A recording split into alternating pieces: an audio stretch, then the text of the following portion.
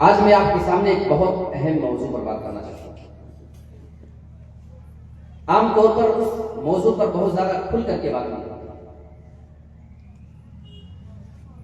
यतीम इस्लाम की नजर में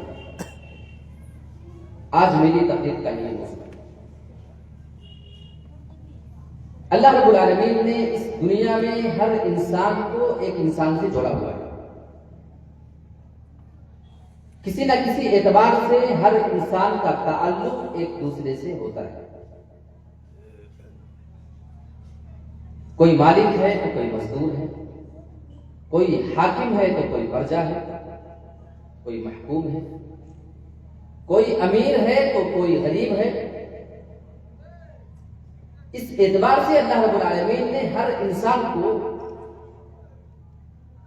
एक दूसरे से उसको जोड़ा हुआ है। हर इंसान एक दूसरे का मुहताज है, जरूरतों के बारे में, दुनियावी मामलात के बारे में।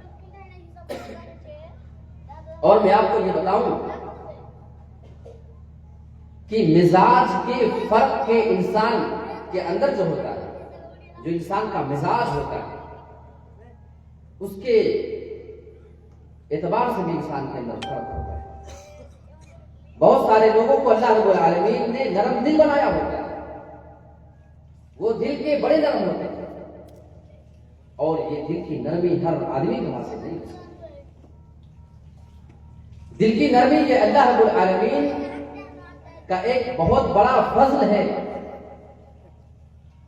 ये उसी बंदे के नसीब में आती है जिसके ऊपर अल्लाह रब्बुल आलमीन का अपना फजल और करम होता है।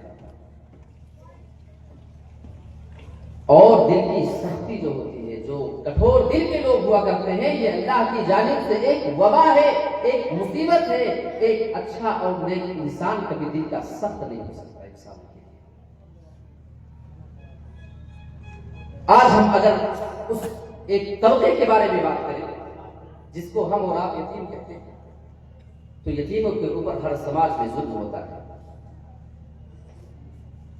आज दौरान खिताब शुरू में चाय पीना ही पड़ेगा, इसलिए कि वहां से आने के बाद सीधा समझ लीजिए आपके स्टेज पे आ गया।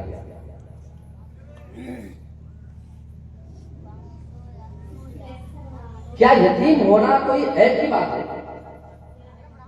हमारे और आपके समाज और मुआशरे को देख करके तो शायद यही अंदाजा हो हमें और आपको।